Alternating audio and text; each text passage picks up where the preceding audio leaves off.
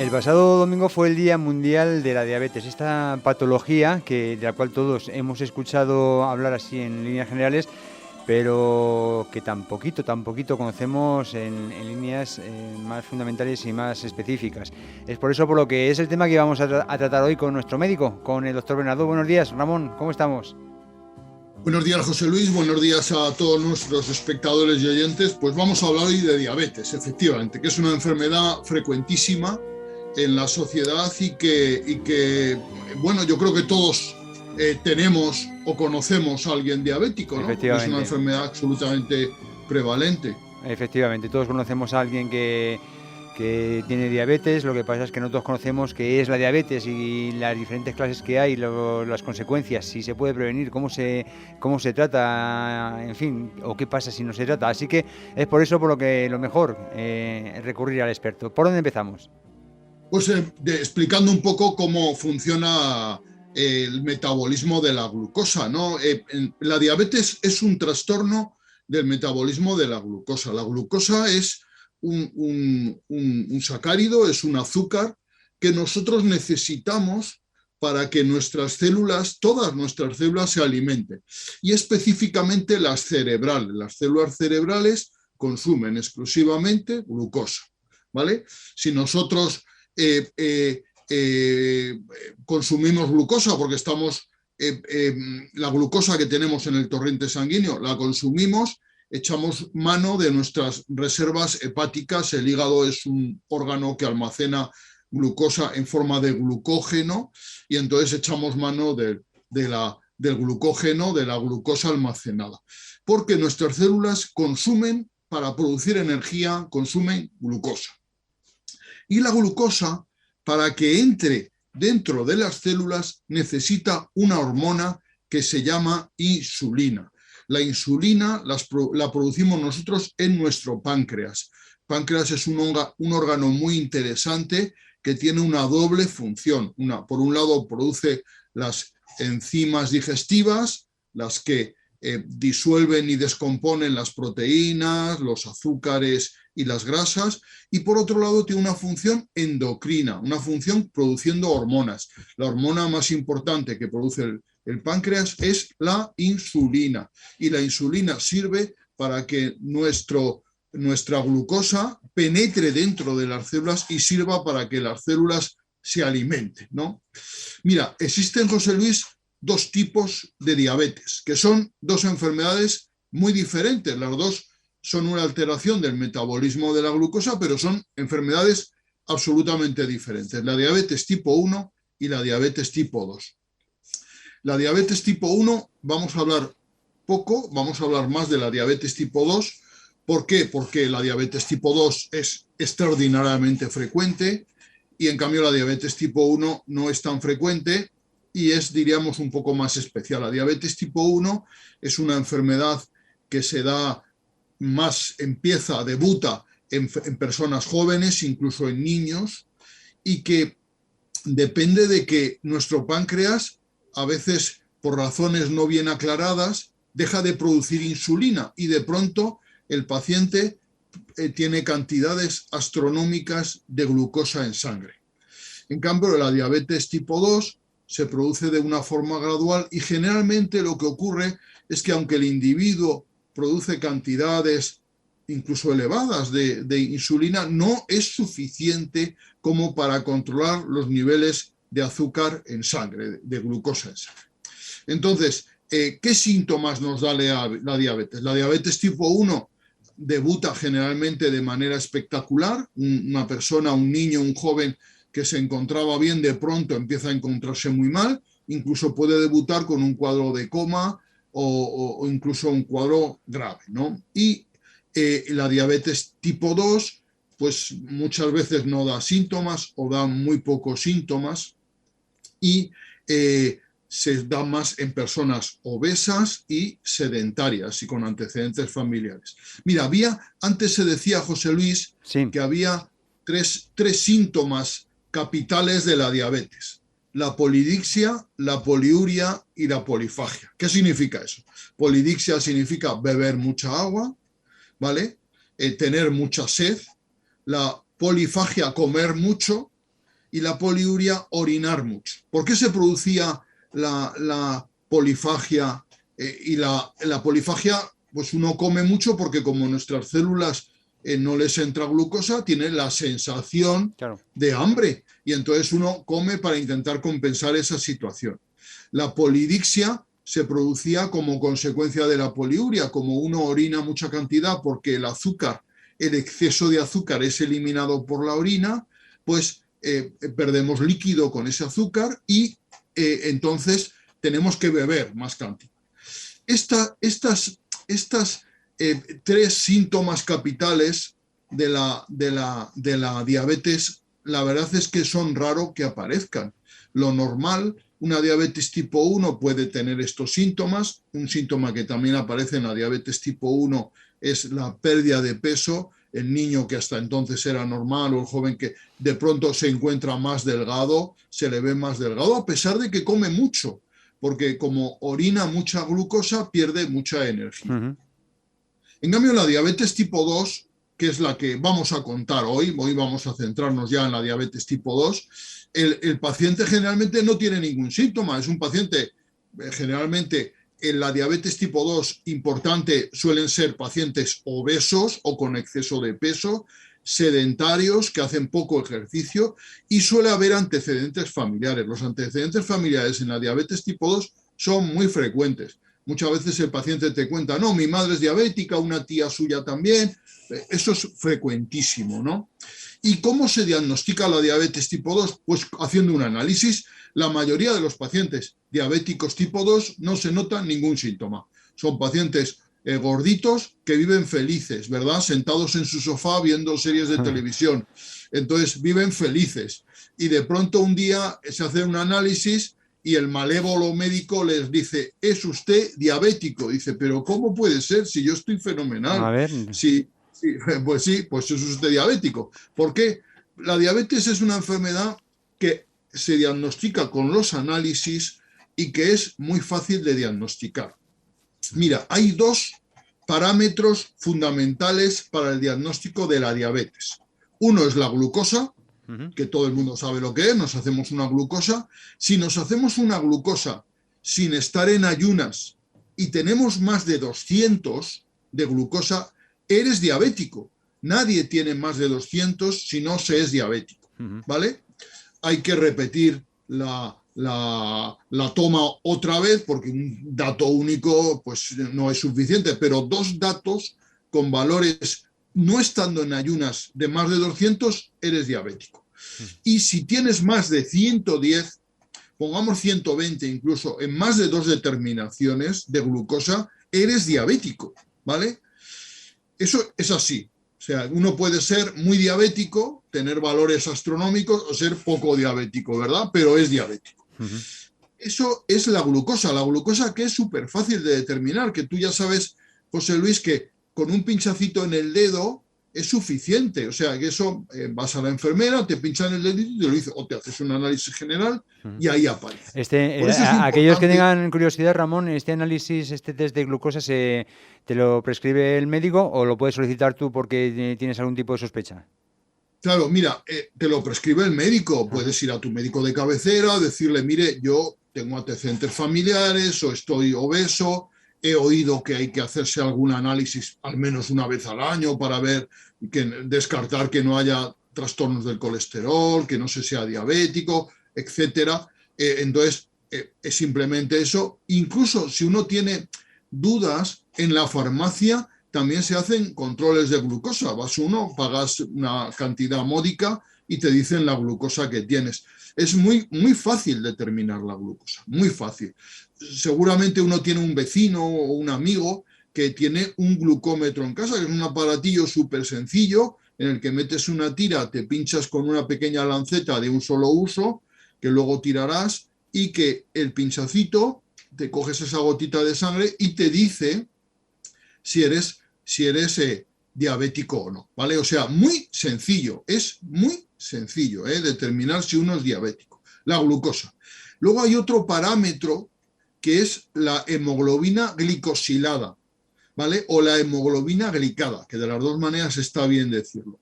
Entonces, esta es un parámetro que nos mide el promedio de la glucosa en los 2-3 últimos meses. Esto nos da un promedio, lo cual tiene, diríamos, mucho valor, porque nos va a decir cómo tenemos la glucosa habitualmente. Entonces, si tenemos hemoglobinas glicosiladas por encima de 6, por encima de 7, no cabe duda, eres diabético. Y por encima de 6, pues bueno, habría que comprobarlo con glucosas y tal, y eso ya dejárselo un poco en las manos del médico para que lo determine. La hemoglobina glicada sí que hay que ir al médico y te la tiene que prescribir. Eso no se hace de manera rápida ni se hace en las farmacias, ¿no? Entonces, cualquiera de estos dos parámetros sirve para determinar que eres diabético. Si eres diabético, ya te digo, ¿cuándo uno puede sospechar que es diabético? Pues muchas veces simplemente por uno es un poco, tiene exceso de peso y tal, puede ser que se encuentre mal, pero a veces no hay ninguno de estos síntomas. Entonces, es muchas veces el análisis que se hace de manera rutinaria, que hay que hacer, que yo recomiendo hacer al menos una vez al año. Siempre es conveniente hacerse un análisis una vez al año. Se pueden detectar patologías importantes simplemente con una pequeña analítica o una sencilla analítica. En las empresas suele haber controles de análisis una vez al año que ayuda mucho, pero el que no se la hagan pues debe de acudir a su médico de cabecera y plantearle la situación, y lo lógico es que su médico se la pida, ¿vale? Entonces, la diabetes tipo 2, hemos dicho cuáles son las causas de la diabetes tipo 2. Pues la obesidad, el exceso de peso, la falta de actividad física y los antecedentes familiares, ¿vale? De acuerdo. Los antecedentes familiares son muy frecuentes.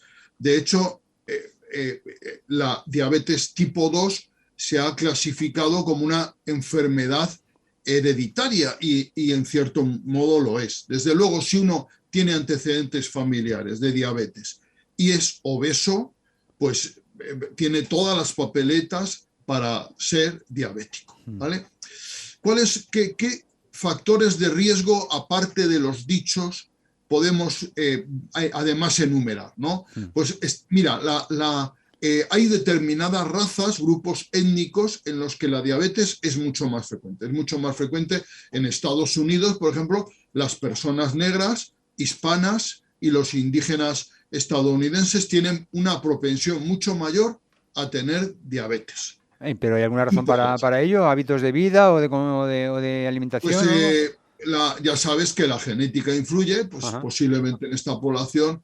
De todas maneras, la clase social baja, que tiene más obesidad y más sedentarismo, acumula más patologías. En este caso también ocurre, ¿vale? La edad. Conforme uno tiene más años, tiene más riesgo de tener diabetes tipo 2. Si uno tiene 30 años es difícil tener diabetes tipo 2, aunque ahora ya hay diabetes tipo 2 incluso en niños, porque la obesidad infantil está muy extendida, ¿vale? Entonces, la diabetes se puede dar en niños, la tipo 2, y suele relacionarse claramente con la obesidad infantil. Pero la edad, a partir de los 50, 60 años, es cuando habitualmente se diagnostica la diabetes tipo 2, ¿vale?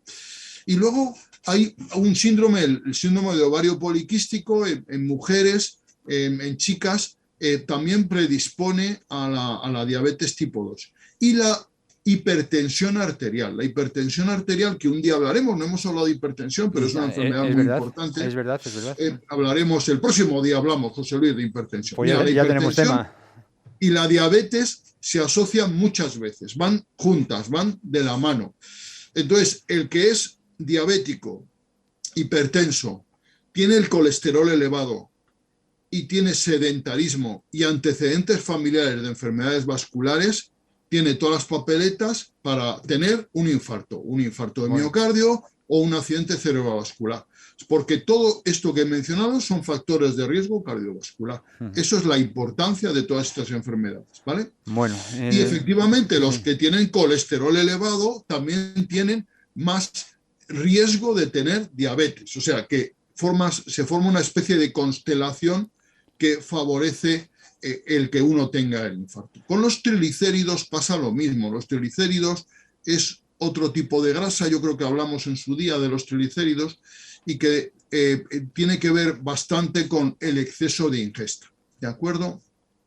Otro día, José Luis, más despacio, hablaremos de la diabetes gestacional, que también tiene interés, ¿no? Del embarazo y de la diabetes. Ahora nos centramos en la diabetes tipo 2. Sí. ¿Qué complicaciones da la diabetes tipo 2? O sea, ¿por qué es importante tener bien la glucosa? Porque si uno tiene bien la glucosa, evita complicaciones importantes. Uno, pensemos, José Luis, que te diagnostican diabetes, esperemos que dentro de muchos años, y te dicen, pues, esperemos que nunca me la diagnostiquen, que también puede... Que no te la diagnostiquen nunca. Pero bueno, en el caso de que te la diagnosticaran, ¿qué te diríamos los médicos, no? Pues mira, te diríamos que tienes que comer bien, o sea, comer bien. Ya hemos hablado de dietas bastantes días, pues hay que hacer dieta mediterránea. Hay que comer de todo, variado, ¿vale? Evitando cuestiones que ya hemos advertido, ¿no? Pues toda la bollería industrial, que es perjudicial, evitar comer grandes cantidades de cereales. ¿Se puede comer paella un diabético? Sí, pero un plato pequeñito. ¿Puede comer pan? Sí, pero un trocito pequeño, ¿verdad? Los diabéticos pueden comer hidratos de carbono, pero en cantidades muy moderadas. Y deben de evitar tomar hidratos de carbono de absorción rápida, el azúcar, en la leche, en el café con leche, eso no se debe de tomar. Entonces, si uno mantiene esos niveles de glucosa, a pesar de ser diabéticos, dentro de un orden, puede evitar las complicaciones. Que las complicaciones, ya hemos dicho, el reina de las complicaciones sería el infarto de miocardio, ¿no? La enfermedad cardiovascular, la aterosclerosis. Luego, la diabetes puede también dañar los nervios, producir lo que se llama la neuropatía periférica, que a veces se manifiesta de maneras muy diversas, pero se puede manifestar con sensaciones de adormecimiento de las extremidades, puede causar también impotencia, ¿vale? Puede dar síntomas variados. La nefropatía diabética, la diabetes puede producir insuficiencia renal, es una causa frecuente de insuficiencia renal. Puede producir daño ocular. Los pacientes diabéticos deben de ir todos los años a que se les mire la retina. Tienen que hacerse lo que se llama un fondo de ojo, o ahora ya hay pruebas que te hacen una retinoscopia, que te ven la retina. Porque con el fondo de ojo, José Luis, somos capaces de ver esas pequeñas arterias que hay en nuestra retina, y es como una especie de ventanita que nos permite ver las arterias. Es curioso eso, ¿no? Entonces, estas arterias se pueden ver alteradas por la diabetes, y esto puede producir ceguera. De hecho, una complicación lamentablemente y tristemente frecuente en los diabéticos al final de su vida es la ceguera.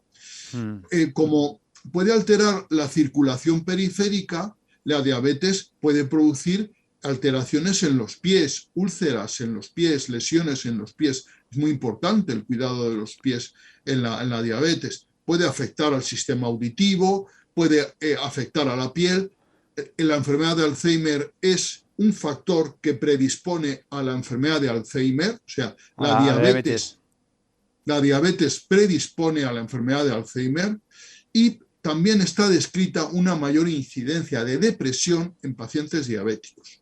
O sea que ya ves que la galería de terribles complicaciones que produce la diabetes es muy grande y francamente horrorosa, ¿no? Entonces, ¿qué podemos hacer para prevenir la diabetes? Vamos a hablar no del paciente diabético, sino del paciente que no quiere ser diabético, ¿verdad?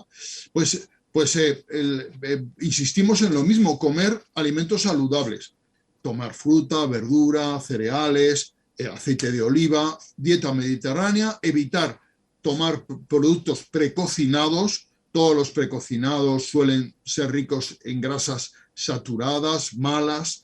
Evitar tomar bollería industrial. La bollería industrial es un veneno que se vende en los supermercados. Aceite de palma, terrible, no tomar de eso, evitarlo, ¿verdad?